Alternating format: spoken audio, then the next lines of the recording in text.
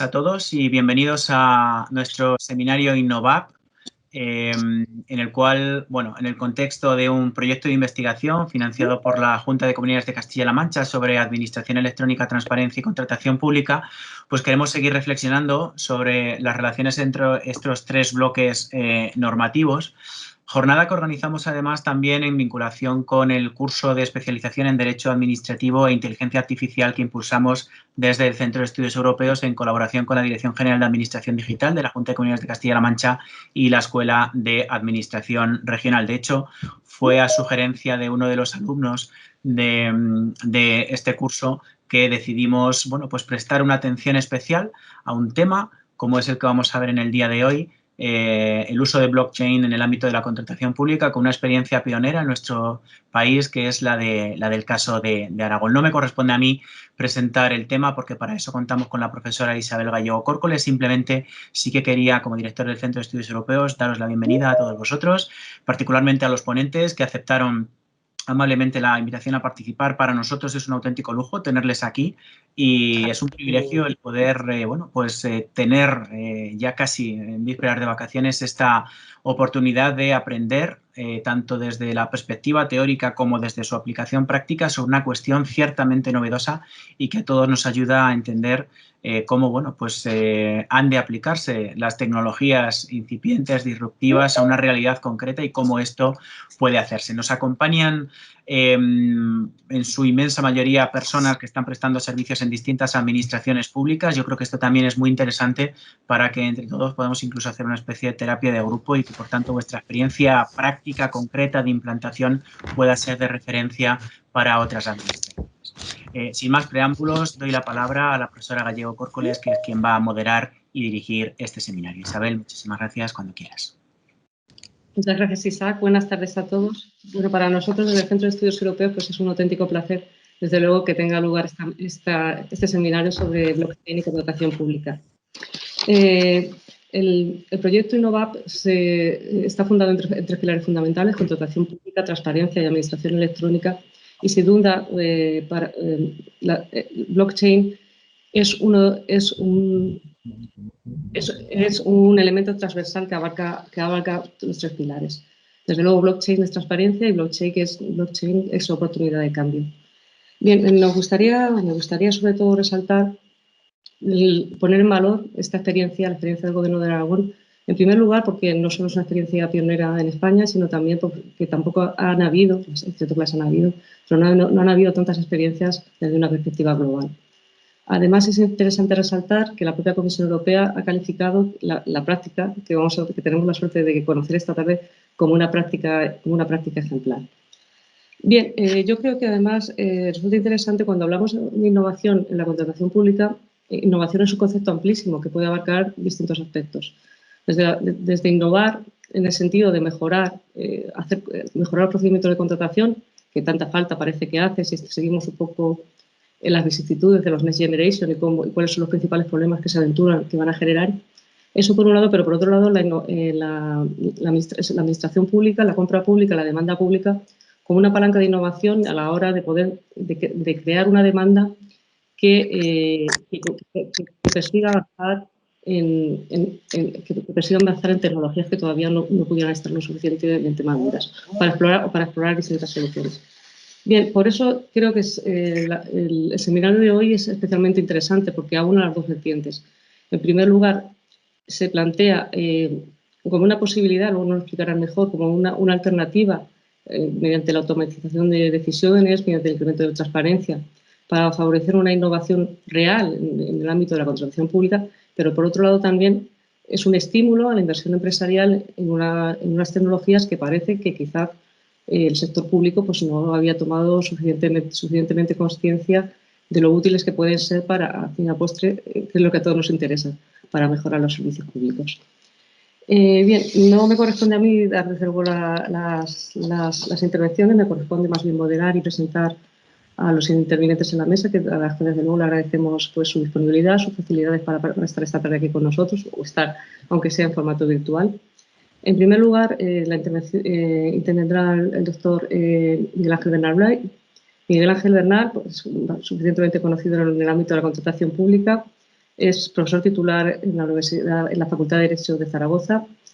Es también desde el año 2011, porque es una persona tan inquieta, pues es desde el año 2011, desde que se creó secretario ejecutivo del Observatorio de Contratación Pública, y en el año 2015 fue nombrado director general de Contratación, Patrimonio, Organización del Gobierno de Aragón. Como es una persona muy inquieta, pues en aquellos momentos pues, se gestó gran parte de lo que vamos a ver hoy. Miguel Ángel pues, nos presentará cómo es el registro distribuido de ofertas de contratos públicos en la Comunidad de Aragón y la evaluación automatizada de ofertas. Y a continuación, Ricardo Albasini Espasa nos hará una demostración práctica del funcionamiento del sistema de registro distribuido de ofertas. Ricardo Albasini es licenciado en Derecho por la Universidad de Zaragoza y pertenece al cuerpo de funcionarios superiores de la Administración de la Comunidad Autónoma de Aragón, escala de administradores superiores. Desde el año 2006 ha desempeñado funciones de asesoría jurídica y gestión en varios departamentos del Gobierno de Aragón y ahora en la actualidad pues, presta sus servicios en la Oficina de Contratación Pública como asesor técnico especializado en materia de contratación pública electrónica. Bien, les agradeciéndoles mucho, reiterando mis agradecimientos, pues cedo la palabra a la profesora Miguel Ángel. Gracias.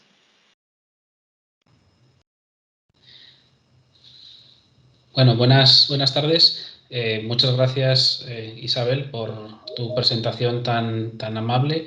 Y mis primeras palabras tienen que ser para reconocer el trabajo que estáis haciendo desde Innovap, ese proyecto de investigación que a lo largo de ya casi 2 años, si no me equivoco, Isaac, está acumulando una serie de méritos muy relevantes en los 3 ámbitos que enunciabais, ¿no? A la administración electrónica, a la transparencia, y habéis dedicado bastante atención a la parte de contratación pública y es un gusto volver a participar. Yo creo que es la segunda o la tercera vez que intervengo en uno de vuestros seminarios y la verdad es que es un placer y una delicia estar entre amigos, entre compañeros y poner nuestro granito de arena a ese progreso en materias.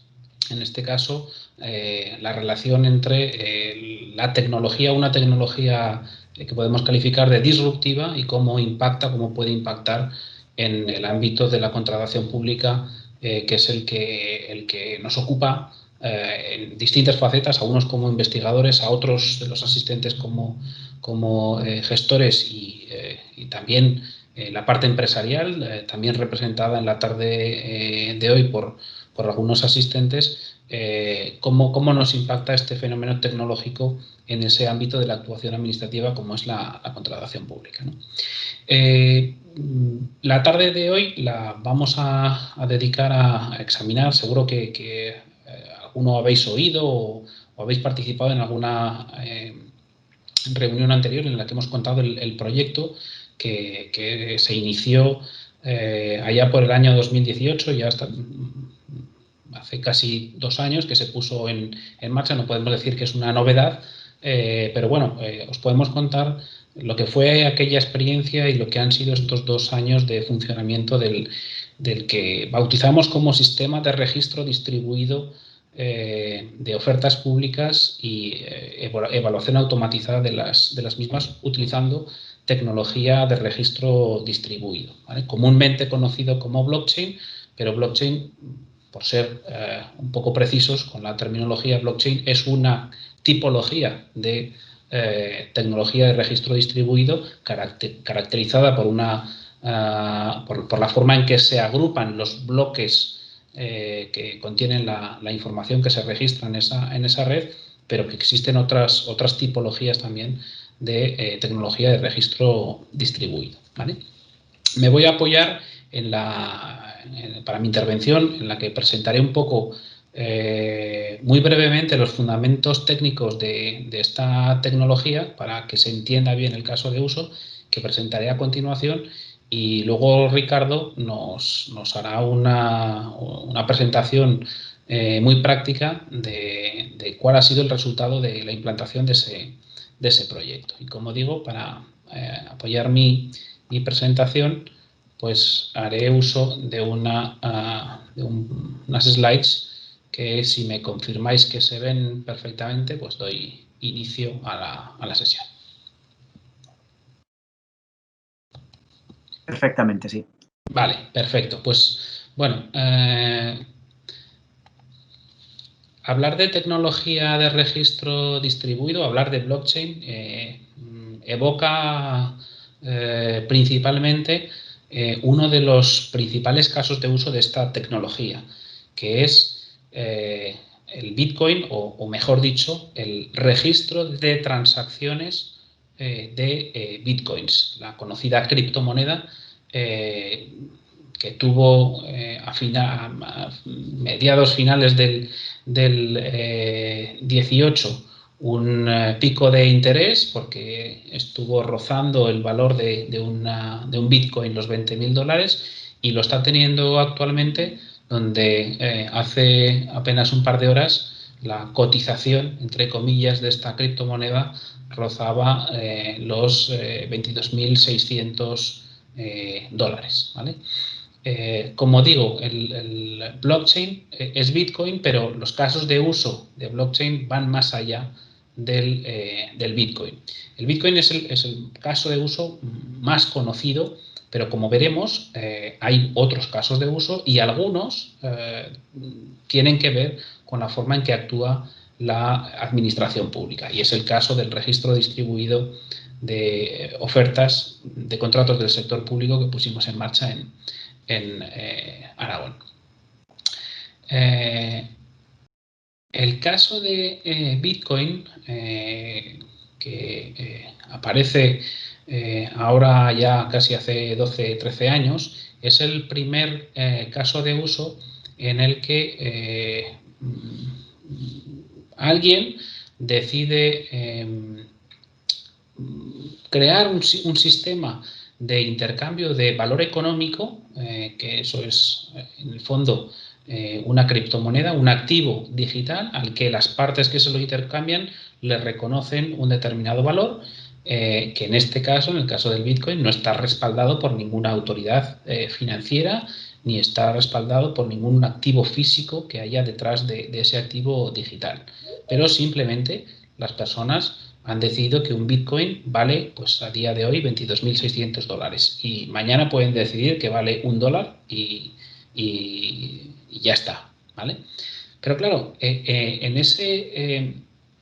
ese flujo de intercambios de ese activo digital, de esos Bitcoins, se plantea un problema que es el de registrar los intercambios de ese activo, de esas criptomonedas, ¿vale? Y para eso, el creador del Bitcoin, además de crear ese activo digital con un valor económico asociado, crea el llamado sistema de intercambio entre iguales, sin una autoridad que dé confianza a esos intercambios de valor. ¿Por qué? Porque todos los intercambios se registran en una red, se apuntan en un gran libro contable del cual todos los participantes en esa red tienen una copia y por tanto tienen acceso al histórico de transacciones entre bitcoins, ¿vale? Tratan de solventar el problema que en el ámbito de las relaciones electrónicas se conoce como el problema del doble gasto. Cuando tenemos un activo físico y lo transmitimos a una persona, transmitimos el propio activo, ¿vale?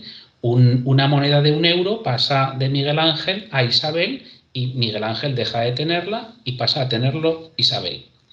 Claro, cuando hablamos de activos electrónicos, activos digitales, donde lo que transmitimos no es el propio activo, sino una copia electrónica de ese activo, surge inmediatamente el problema del doble gasto. Es decir, si podemos hacer tantas copias digitales como queramos, nos podemos gastar, entre comillas, ese activo digital tantas veces como queramos.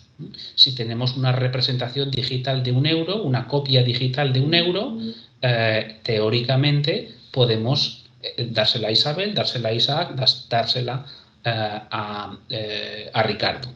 Transmitimos una copia y mantenemos la cuarta copia, el original, lo tendríamos nosotros. Claro, si no se establece un sistema de registro de esas transacciones para que yo deje de poder seguir transmitiendo mi copia electrónica del activo, pues evidentemente estamos en un sistema abocado a tener poca confianza.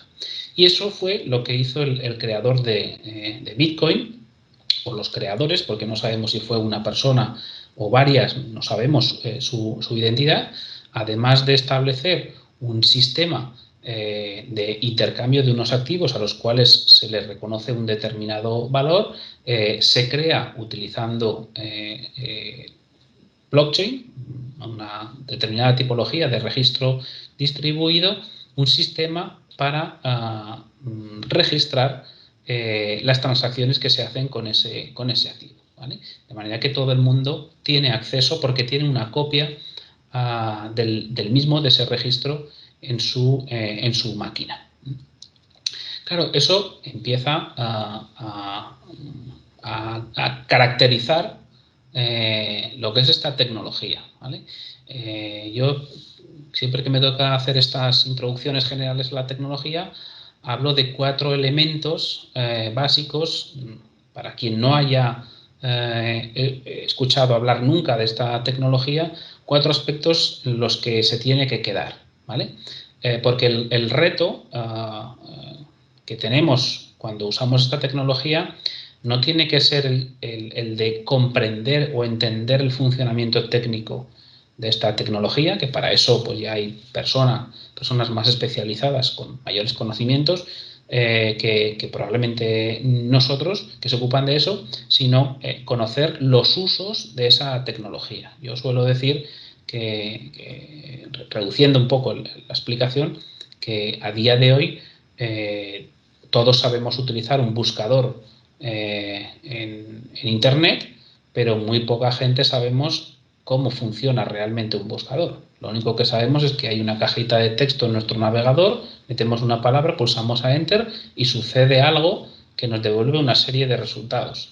Pero lo que ocurre desde el punto de vista técnico no lo dominamos, no lo tenemos por qué conocer. Pues bueno, con blockchain va a suceder un poco lo mismo. Lo importante es el caso de uso y el valor añadido que aporta a ese caso de uso utilizar este tipo de tecnología. ¿Por qué aparece caracterizada? Bueno, es un sistema de... blockchain se puede utilizar como sistema para registrar información, ¿vale? Técnicamente esa información toma la forma, o las denominamos como transacciones, que se van agrupando en lo que se llaman los bloques que contienen esa información. Esa información que va a formar parte de la cadena de bloques que va a estar disponible, por tanto, en todos los nodos que formen parte de la red, hay que tener en cuenta que uno de los principales valores de esta tecnología es la integridad de la información que se almacena en esa red, ¿vale? Se suele decir que lo que se escribe en blockchain ya no se puede borrar, precisamente por esa característica de la integridad de la información. Con lo cual hay que tener cuidado con la información que se registra en una blockchain, sobre todo cuando es información sensible o especialmente protegida, como sería el caso de la información relativa a datos de carácter personal. Por eso, en la mayor parte de los casos de uso de esta tecnología, la información no se registra directamente en la blockchain, sino que se utilizan evidencias electrónicas a través de la técnica de criptografía, el cálculo de la huella electrónica de esa información, ¿vale? Estoy introduciendo conceptos, algún concepto técnico, aunque definidos jurídicamente, como veremos a continuación, para enmarcar un poco el que sería nuestro caso de uso. Esa información se agrupa en bloques y los bloques se van uniendo unos con otros, ¿vale? Por eso se habla de una cadena de bloques, una cadena de unos eslabones de unión de esa información a través del llamado consenso, y aquí es donde en algunas blockchain aparecen los mineros, ¿no? Los mineros son las personas encargadas de determinar qué información se incluye y en qué orden se incluye en esa cadena de bloques, ¿vale? Obteniendo tras normalmente la resolución de un problema matemático de gran complejidad y al que se le da solución con una potencia de cálculo informático pues considerable, y de ahí que se diga que alguna blockchain pues no es sostenible medioambientalmente por la cantidad de electricidad que generan las máquinas, los ordenadores que tienen que utilizar estos mineros para resolver el problema matemático que lleva como solución la inclusión de una información o no en un determinado bloque de la cadena, perjudica en algunos casos, como digo, el concepto que se tiene de esta tecnología.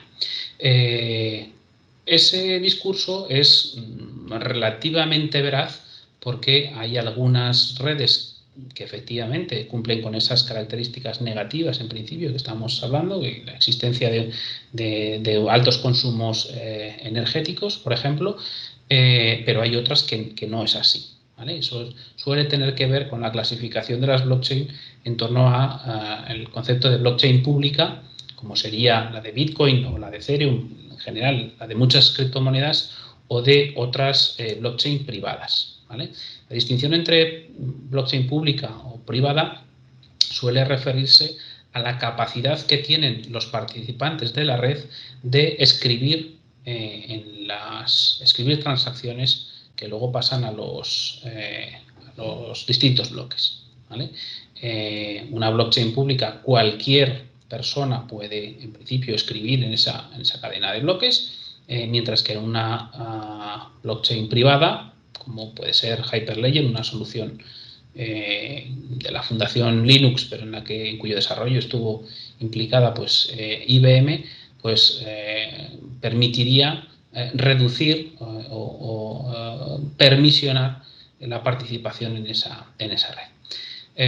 Allí en mi transparencia había puesto la mención a EPSI como ejemplo de red pública impulsada, en este caso por parte desde la Unión Europea, donde forman parte de los nodos que forman parte de la red pertenecen a cada uno de los Estados miembros y aspira a ser la blockchain que se utilice desde la administración pública para la prestación de servicios públicos. De hecho, aparte de la cuestión de la infraestructura, desde la propia Comisión Europea ya se están desarrollando algunos casos de uso por parte de la administración de esa infraestructura europea de blockchain, ¿vale?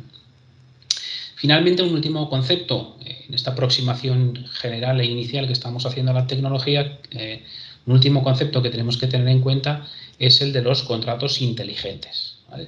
Contratos inteligentes que todo el mundo, especialmente todos aquellos los que somos juristas, ¿no?, que abundamos, somos mayoría en este seminario, que nadie piense en la noción o en el concepto tradicional de contrato, porque lo que en blockchain se denominan contratos inteligentes ni son contratos ni en realidad son inteligentes o son tan inteligentes, ¿vale? En el fondo, un contrato inteligente es un trozo de código informático que permite automatizar una determinada acción, ¿vale? Y ese es con lo que nos tenemos que quedar los juristas, ¿no? Con la automatización, las reglas de automatización de una decisión que, por tanto, sucedido un determinado evento, una determinada situación, se despliega automáticamente la consecuencia pactada por las partes, o mejor dicho, la consecuencia técnicamente programada, sin que la voluntad de las partes pueda intervenir para frenar esa consecuencia, ¿vale? Esta circunstancia, algunos estarán pensando, bueno, y eso a nosotros que manejamos el ordenamiento jurídico, que nos puede interesar, cómo nos afecta. Bueno, aquí, luego lo veremos, hay que invocar el artículo 41 de la Ley 40/2015, que habla de la actuación administrativa automatizada, caracterizada precisamente por la ausencia de intervención humana. Pues bueno, una forma, existen otras, pero una forma de hacer actuación administrativa automatizada sería utilizar estos contratos inteligentes desplegados en una blockchain, ¿vale? Bueno, hecha esta aproximación inicial a lo que es la tecnología, encontramos ya algunos textos normativos y paranormativos, empezaré por estos últimos, que empiezan a hablar del uso de blockchain en la administración pública. Y aquí hay algunos más, pero yo me gusta destacar como ejemplos de que esto no es una cosa que la tengamos lejana, sino que está en nuestros parlamentos, tanto en el Parlamento Europeo, una resolución de 3 de octubre del 2018 sobre tecnología de registro distribuido y cadena de bloques, que llama la atención sobre la posibilidad de fomentar la confianza con la desintermediación, y donde, entre otras cosas,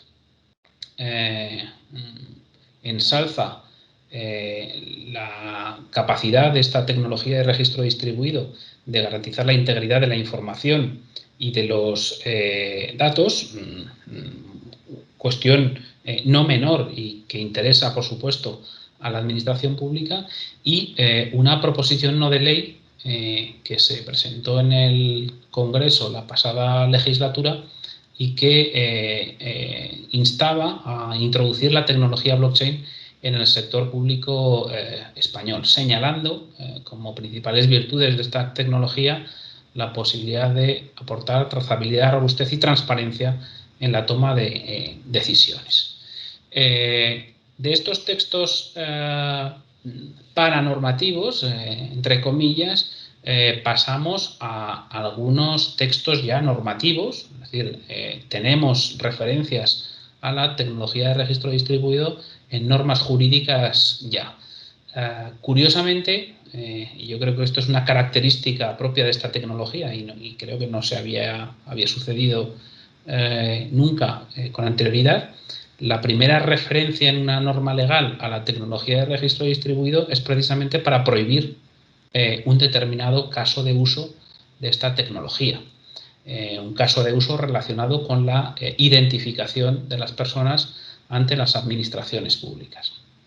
Recuerdo que el Real Decreto Ley 14/2019 introduce algunas modificaciones en la Ley 39/2015 y en concreto en los artículos 9 y 10, especialmente en el 9, dedicado a la identificación de los ciudadanos ante las administraciones públicas, donde se introduce en ese momento una prohibición expresa de admisibilidad o autorización a los sistemas de utilización de sistemas de identificación de ciudadanos basados en tecnología de registro distribuido.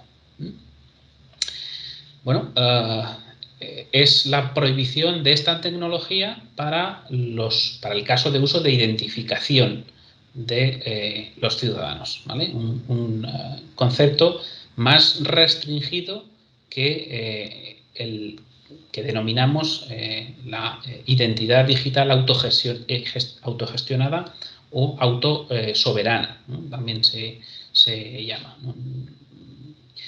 Tiene que ver con la utilización de nuestros atributos de identidad, la gestión de nuestros atributos de identidad utilizando tecnología de registro distribuido. Y lo que viene a prohibir esta disposición es la gestión de nuestros atributos de identificación, nuestro nombre y apellidos y nuestro número de DNI, utilizando esta tecnología. Desde mi punto de vista, no están prohibidos la utilización de otros atributos que lo son de identidad, pero que no son de identificación, y por tanto las administraciones públicas podrían admitir que los ciudadanos acreditasen determinadas circunstancias de su personalidad, de su identidad, que no fueran nombre, apellidos y número de DNI en sus relaciones administrativas para la prestación de servicios públicos, ¿vale? Quiero recordar, no obstante, que este Decreto Ley 14/2019 fue impugnado ante el Tribunal Constitucional por la Generalitat de Cataluña y está pendiente el recurso de inconstitucionalidad, y además la derogación de este decreto fue uno de los compromisos que adquirió el PSOE con el Partido Nacionalista Vasco a cambio del apoyo de este segundo a la investidura del actual presidente, ¿vale? Está firmado y está disponible en Internet ese compromiso, aunque todavía no se ha derogado formalmente ese Real Decreto Ley. Por tanto, pesa la prohibición de utilización de esta tecnología para el caso de identificación de ciudadanos. Esa circunstancia no ha sido óbice para que el reciente decreto, el pasado mes de agosto, de Administración Digital de Cataluña, contemple expresamente la posibilidad de utilizar sistemas basados en registro distribuido de identidades ante la Administración Pública de la Generalitat de Cataluña. Eso sí, se previnieron ante un posible recurso de inconstitucionalidad o ante otros órganos de la jurisdicción contencioso-administrativa al incluir una disposición adicional que tenéis ahí proyectada diciendo que los sistemas de identidad digital que se utilizasen en Cataluña se harían de acuerdo con la disposición adicional sexta de la Ley 39/2015, que es la que prohíbe el uso de esta tecnología para ese caso de uso, ¿vale? Pero como vemos, referencias normativas a esta tecnología. Bien, como digo, en el año 2018, antes de toda esta polémica normativa y de que incluso las iniciativas parlamentarias pues vieran la luz, desde el Gobierno de Aragón pues pusimos en marcha un caso de uso que pretendía explorar si el impacto de utilizar esta tecnología en el ámbito de la contratación pública era positivo o no. Y para eso diseñamos dos casos de uso, en realidad, de esta tecnología. Uno para el registro de las ofertas y otro para la evaluación de las mismas, que pues bueno, ha tenido bastante eco tanto en la prensa como ha sido recogido. Isabel lo citaba en su intervención inicial, incluso por la Comisión Europea, que está al tanto de esta iniciativa y está siguiendo, me consta, su funcionamiento. Muy recientemente, pasado mes de noviembre, la Agencia Española de Protección de Datos la mencionaba, esta iniciativa, el registro de licitaciones y evaluación automatizada, en su informe sobre tecnologías y protección de datos en las administraciones públicas. Pues bueno, en ese informe hay un apartado dedicado a blockchain, y en el marco del mismo se cita esta tecnología y se analiza, se verifica el impacto que tiene este caso de uso sobre el cumplimiento de la normativa de protección de datos de carácter personal, ¿vale? Ya anticipo, antes de que nadie se ponga nervioso, que en el ámbito de los casos de uso del Gobierno de Aragón, lo que se registra en las dos blockchains que se utilizan para desarrollarlo, no se registra en ningún caso y bajo ningún concepto datos de carácter personal, ¿vale? Precisamente para cumplir con la normativa de la materia. Un reconocimiento o unos ecos que han llegado también incluso a una iniciativa financiada por el Foro Económico Mundial, en el caso de contratos de suministro para el suministro de alimentos a las escuelas en Colombia, un ámbito donde se había detectado unos índices de corrupción muy elevados en cuanto a la selección de los licitadores que realizaban esos suministros. Pues bueno, una de las principales conclusiones que extrae el Foro Económico Mundial de ese proyecto que ha financiado y para cuyo desarrollo, como veis ahí, se cita en el informe que tuvieron en cuenta las lecciones aprendidas del caso de uso del Gobierno de Aragón, es que el uso de blockchain para el registro de esas ofertas mejora la transparencia y, consecuentemente, tiene un efecto en la reducción de la corrupción, ¿vale? Por contaros un poco impactos que ha tenido el desarrollo de este caso de uso del Gobierno de Aragón. Por contar un poco, por enmarcar un poco lo que es las particularidades que tuvo aquella licitación, porque la construcción de este caso de uso, si bien es verdad que hay un aspecto que hay que destacar, que la iniciativa fue 100% pública, en la concepción de la idea del caso de uso, en la preparación de las prescripciones técnicas del contrato que se lanzó, buscando, en colaboración con el sector privado, a alguien que proveyera en modalidad de servicio una solución que permitiera la licitación electrónica, el registro electrónico, la presentación electrónica de ofertas utilizando esta tecnología disruptiva, que era algo que realmente innovador, porque el caso de referencia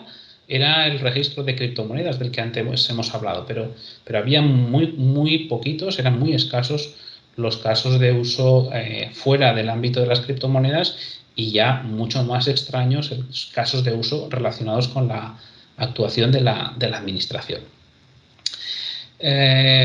Veis ahí reflejado, proyectado, lo que fueron los aspectos principales, ¿no? El objeto del contrato y la parte de recursos económicos dedicados a su desarrollo, que no fueron muchos. Se trataba, como digo, de probar el impacto de la tecnología y ver si aportaba valor o no a esas actuaciones administrativas. Fue una contratación se conoce como software as a service. No se contrataron máquinas ni desarrollos a medida del software que se utiliza, sino que al adjudicatario, o veremos quién fue y qué empresas participaron, al adjudicatario se le dijo que se iba a pagar por el uso que se hiciera de ese sistema para el registro de los licitadores. Un coste que asume, en este caso, la Administración de la Comunidad Autónoma de Aragón. Es decir, los licitadores no pagan por usar el sistema, por presentar sus ofertas a través de este sistema. Claro, el carácter innovador de la solución que se pretendía utilizar planteaba no pocos problemas. Por eso se decidió, aunque la cuantía económica pudiera parecer que no era muy alta, no era muy relevante, se decidió anunciar 6 meses antes del lanzamiento oficial de la licitación al mercado de esta oportunidad de negocio. Eso, como luego veremos, tuvo un impacto tremendo en la concurrencia, porque el haber avisado con antelación a los licitadores provocó que hubiera una concurrencia muy alta, y además provocó que las ofertas presentadas fueran todas de un elevadísimo nivel técnico, ¿vale? Es una de las cosas que a mí siempre me gusta destacar de lo que fue el procedimiento. Que las empresas, cuando les das tiempo para trabajar la propuesta, cuando en realidad el anuncio de licitación, cuando salió, lo que se daban eran 15 días para presentar la solución. Pero las empresas no tuvieron 15 días, tuvieron 6 meses desde que conocieron el anuncio previo y 15 días para preparar su solución, ¿vale? Es una de las cosas que me gusta destacar, porque para aquellos que nos dedicamos a la contratación pública, este tipo de pequeñas acciones tienen un efecto muy importante sobre la concurrencia, sobre la competencia de las ofertas que se presentan. Otras particularidades del procedimiento de licitación, de la configuración de la licitación, pues que el precio tuvo un peso testimonial en cuanto a los criterios de adjudicación. Primamos mucho más la parte de calidad de las ofertas y, como debería ser lógico en todas las contrataciones de innovación, donde yo lo que digo es que no podemos pretender hacer innovación al precio más bajo, innovación low cost. Eso es un contrasentido, un oxímoron. En nuestro caso fuimos coherentes y creo que recordar que el criterio de precio no tenía una ponderación superior al 10% de la ponderación de los criterios. Y una cuarta característica que yo destacaría de esa licitación es la neutralidad desde el punto de vista tecnológico en cuanto al diseño de las prescripciones técnicas que se siguió, ¿no? Fue un criterio especificando necesidades desde el punto de vista funcional y dejando libertad a los licitadores para proponer su oferta. No se dijo en ningún caso, en el pliego no aparece, oiga, usted me tiene que ofrecer usar esta red porque es pública o esta otra porque es privada, sino que se dio libertad a las empresas para que propusieran la que a su juicio fuera la mejor tecnología, la mejor solución que diera respuesta a la necesidad que se les planteaba. Y esa libertad o flexibilidad en el planteamiento yo creo que fue una de las claves para elegir a la mejor oferta disponible en aquel momento, ¿vale? Ya digo que estamos hablando de un escenario de hace más de 2 años actualmente y que en estos 2 últimos años pues tecnológicamente se ha evolucionado muchísimo y que a día de hoy pues existen soluciones que mejoran lo que había, pero en aquel momento el reto de elegir una solución tecnológica sin saber tampoco cuál era la mejor fue lo que nos llevó a hacer ese diseño flexible y funcional de la solución que se pedía. Como decía, consecuencia directa de ese anuncio previo que se hizo 6 meses antes del lanzamiento de la licitación fue la enorme concurrencia que se tuvo. Fijaros que aparecen ahí tenéis un extracto del acta de la mesa de contratación donde aparecen mencionadas las 10 empresas que participaron en un contrato en el que os he enseñado el valor estimado, que no superaba apenas los 70.000 euros y el que concurrían, pues yo diría que las empresas tecnológicas más punteras del panorama nacional y algunas empresas internacionales, ¿no? Finalmente el contrato fue adjudicado a IASOF Aragón, que presentó una propuesta acompañado de otra empresa, de Open Canarias, y ellos han sido los que diseñaron y han prestado el servicio durante todo este tiempo. Os cuento un poco en qué consistía, empezando por el contexto que motivó la realización de nuestro caso de uso, ¿no? ¿Por qué nos decidimos a plantear un caso de uso utilizando esta tecnología? Pues bueno, todo parte, en primer lugar, de la obligación de las administraciones públicas de contar con un sistema de licitación electrónico, de presentación electrónica de ofertas, y ahí las opciones que se planteaban a la Dirección General en el 2018 eran la de utilizar el sistema de licitación electrónica de la plataforma de contratos del Estado, el utilizar una plataforma privada de licitación electrónica y, alternativamente, para un contexto muy determinado, que es el que nos permitía hacer la prueba, habilitar un sistema propio de licitación electrónico, pensando en que si funcionaba, pues eso sería posible evolucionarlo y dotarlo de mayores funcionalidades. ¿Para qué caso se planteaba ese sistema propio de licitación electrónico?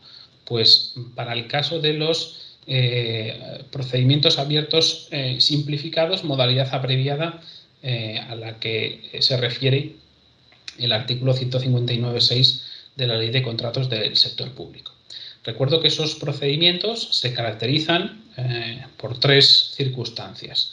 La primera de ellas es que la adjudicación de esos procedimientos tiene que hacerse conforme a criterios de adjudicación cuantificables mediante la mera aplicación de fórmulas, en primer lugar. En segundo lugar, está previsto legalmente que la valoración de las ofertas se pueda realizar de manera automática mediante dispositivos informáticos, dice la norma, en lo que nosotros vimos que era una clara referencia a la actuación administrativa automatizada a la que se refiere el artículo 41 de la Ley 40/2015. Y además son procedimientos en los que no es necesario realizar un acto de apertura pública para la apertura de las proposiciones, con lo cual se creaba el escenario idóneo para plantear el uso de una tecnología disruptiva que nosotros pensábamos que podía servirnos para cumplir con esas tres circunstancias o mejor dicho, que cumpliendo con esos tres requisitos, esas tres circunstancias, podría generar otro tipo de valores positivos en lo que es el procedimiento de contratación. El sistema, como luego veremos, hace uso de una previsión que se introdujo en la Ley de Contratos del Sector Público del año 2007, recuerdo. Creo recordar que estaba igualmente en la disposición adicional 16ª de la Ley de Contratos hoy de la Ley de Contratos del Sector Público del 2017, pero recuerdo la anterior del año 2007, en la que para resolver un problema que era el que entonces se planteaba la gente en relación con la presentación electrónica de ofertas, que era el de qué pasa si yo empiezo a transmitir el contenido de mi oferta antes de que finalice el plazo de presentación de ofertas, pero debido al volumen, al peso de los archivos, resulta que la transmisión se completa una vez finalizado ese plazo de presentación de ofertas, ¿vale? La oferta debe ser admitida o debe ser rechazada. Pues bueno, para evitar esos problemas que pudiera haber de conexiones lentas, de caídas de red, etcétera, etcétera, se habilitó en la propia disposición adicional 16ª de la Ley de Contratos del 2007 la solución de el envío en dos actos, ¿vale? Transmitiendo en primer lugar la huella electrónica de la oferta. Ahora nos referiremos al concepto jurídico de huella electrónica y la presentación de la oferta propiamente dicha en el plazo de 24 horas. Pues aprovechando esta previsión que había sido muy poco utilizada en los 10 años anteriores, a pesar de que estaba recogida en nuestra ley, montamos un caso de uso que se hace valer de esta previsión y que pasa por la presentación o atribuir el efecto jurídico de presentación de oferta a la presentación de su representación digital a través de la presentación de su huella electrónica, la huella electrónica de la oferta, ¿vale? La huella electrónica de la oferta no es sino un identificador, una secuencia alfanumérica en función del tipo de algoritmo que se utilice para el cifrado de la información, que lo que hace es representar una información, en este caso la información de la oferta que presentan los licitadores. Es un identificador único, como veremos a continuación, de esa información, y que lo que nos va a permitir es verificar la existencia de la información sobre la que se calcula la huella electrónica asociada a un determinado momento temporal mediante la adición a esa huella electrónica de un sello de tiempo.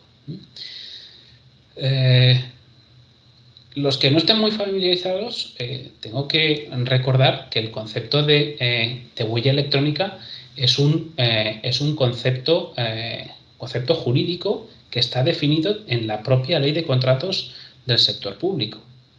Si vamos a esa disposición adicional 16ª, veremos que se da un concepto legal de huella electrónica. Huella electrónica de la oferta es el conjunto de datos cuyo proceso de generación garantiza que se relacionen de manera inequívoca con el contenido de la oferta propiamente dicha y que permiten detectar posibles alteraciones del contenido de esta, garantizando su integridad. ¿Vale? Para que se entienda gráficamente, tengo aquí un vídeo en el que vamos a ver cómo se produce la generación de una huella electrónica, llamado hash. ¿Vale? Si os fijáis, si estáis viendo, el hash, la huella electrónica, se asocia a una determinada información. En este caso, es una palabra, pero cambiemos la palabra por todo lo que sería todo el contenido de la oferta. ¿Vale? El proceso sería el mismo: coger una información, coger unos datos y aplicarle un algoritmo de cifrado para obtener su representación digital, su huella electrónica. En este caso, veis una de las características de este sistema de cifrado, que es el de garantizar la integridad. Veis que la palabra en los dos ejemplos es exactamente la misma. La diferencia es que en un caso el último carácter está en minúscula y en el segundo caso el último carácter está en mayúscula. Esa circunstancia hace que exista una diferencia entre la información del ejemplo 1 y de la información del ejemplo 2. ¿Vale?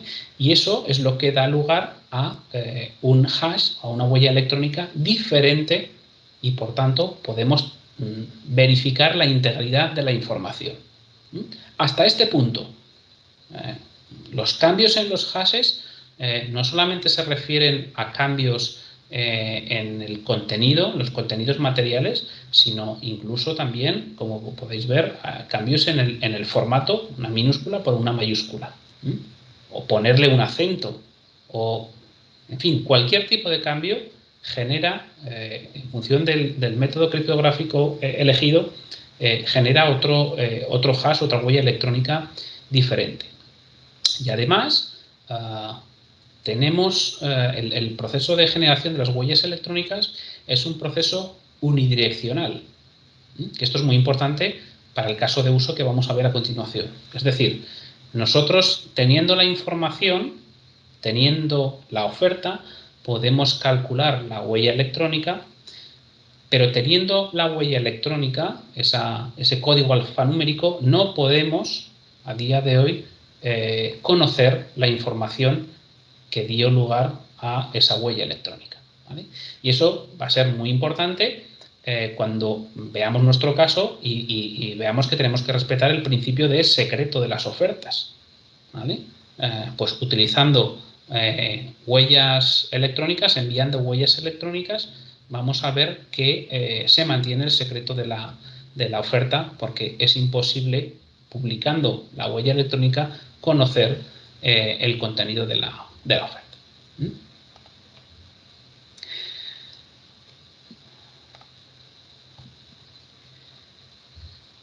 ¿Cómo funciona el caso de la Comunidad Autónoma de Aragón, el registro distribuido de ofertas, ¿no? Que era el primer caso de uso asociado a este proyecto? Bueno, el sistema de licitación electrónica, utilizando tecnología de registro distribuido, plantea como alternativa a la presentación de la oferta por parte del licitador y su apertura en una mesa de contratación, en un acto público, plantea, haciendo uso de esa disposición adicional prevista en en la ley de contratos, plantea el envío de las ofertas en 2 fases. En primer lugar, el licitador presentaría su oferta calculando la huella electrónica de la misma y registrando la huella electrónica, ese código alfanumérico, en una red de registro distribuido, ¿vale? De manera que todo el mundo que tenga acceso al visionado de la información que se publica en esa red podría ver la huella electrónica representativa de una oferta y vería también el sello de tiempo asociado a la escritura de este código alfanumérico en esa red. Con lo cual, todo el mundo, solamente con esta acción, va a poder verificar el momento de presentación de las ofertas por parte de los licitadores. Esa acción se torna con este sistema transparente, porque en el sistema tradicional de presentación de la oferta, en el correspondiente registro de la administración o incluso en algunos registros electrónicos, los licitadores no saben el momento de presentación de las ofertas por parte de sus competidores hasta un momento muy posterior. Con este sistema, la transparencia es automática desde el primer momento. Todo el mundo sabe que se ha presentado una oferta y cuándo se ha presentado. Lo que no se conoce en ese momento inicial es la identidad del licitador, ni tampoco se conoce cuál es el contenido, cuáles son los valores incluidos en esa oferta. Como antes decía, el tener esta representación digital de la oferta y un sello de tiempo nos permite tener la veracidad, la certeza y garantía de integridad de que había una información que existía en un momento anterior al de su escritura en la red de registro distribuido. Finalizado el plazo de presentación de ofertas, el licitador enviaría su oferta a la mesa de contratación y la mesa de contratación la recibiría, esa oferta, y lo primero que tendría que hacer para comprobar que no ha habido alteración de esa oferta en un momento posterior al de finalización del plazo de presentación de ofertas sería comprobar que la huella electrónica de la documentación de la oferta enviada por el licitador coincide con una de las presentadas en la propia red de registro distribuido. Si existe esa coincidencia, hay garantía de integridad y, por tanto, se podría concluir que el licitador no ha cambiado los valores, los términos de su oferta inicial, la que le sirvió para entender presentada su oferta. Porque si un licitador tuviera la tentación, finalizado el plazo de presentación de ofertas, de cambiar, por ejemplo, porque ve que hay mucha concurrencia, de cambiar su precio y bajarlo un poquito para tener más ofertas, la circunstancia es que al enviar esa oferta con el precio modificado y calcular la mesa de contratación, la huella electrónica, no coincidiría esa huella electrónica de esa nueva oferta con la presentada en la blockchain, ¿vale? Al no haber coincidencia entre las huellas electrónicas, eso sería indicativo de que ha habido una alteración de la oferta. Y el único que ha podido cambiar la oferta es el licitador, que la retiene en su poder hasta un momento posterior al de finalización del plazo de presentación de ofertas. Con lo cual, una de las virtualidades o una de las ventajas que apreciaron los gestores del Gobierno de Aragón para implicarse en el proyecto era que se les liberaba, en cierto modo, de su papel de custodia de las ofertas, porque las ofertas y de la responsabilidad asociada a esa labor de custodia, porque las ofertas las mantenía en todo caso en su poder el propio licitador. Bien, esta es la funcionalidad de presentación de ofertas, donde, como vemos, blockchain aporta transparencia y aporta garantía de integridad a la gestión de las ofertas.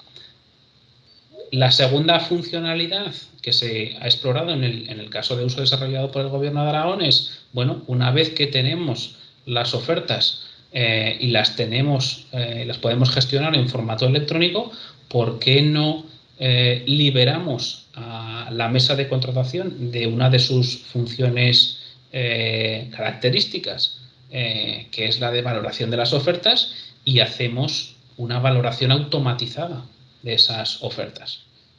Recuerdo, una de las características que permiten eso precisamente es la utilización de procedimientos abiertos simplificados, modalidad abreviada, donde todos los criterios de adjudicación son evaluables con arreglo a fórmulas matemáticas. Bueno, pues llevemos la fórmula matemática a la blockchain y programemos cómo se tiene que comportar nuestro algoritmo ante una determinada información. Es decir, si los licitadores nos dan un valor X para el criterio precio, la fórmula que hayamos decidido arrojará como resultado una determinada puntuación. Pues bueno, esa función de valoración de las ofertas, de los criterios de adjudicación, que tradicionalmente lo hacen miembros de la mesa de contratación o unidades auxiliares, pues se puede automatizar. Y haciendo eso ganamos un poquito de eficiencia en el procedimiento de adjudicación. Por lo tanto, también en este segundo caso de uso de evaluación automatizada de las ofertas utilizando los contratos inteligentes, vemos que la tecnología blockchain podría aportar valor en el ámbito de la contratación pública, ¿vale? Y estas fueron las consideraciones de partida para poner en marcha el proyecto, ¿vale? Esta era la teoría, ¿no? Con estas bases lanzamos la licitación. Ahora Ricardo nos contará la verdad, como dice el Gran Wyoming, ¿no? Ya conocen las noticias, ahora les contaremos la verdad. Pues bueno, ya conocéis el planteamiento, ahora Ricardo nos contará cómo ha funcionado y cómo se ha desarrollado y cómo ha visto la luz ese proyecto inicial, cuyas características y cuyo contexto pues os acabo de comentar. Muchas gracias, Miguel Ángel.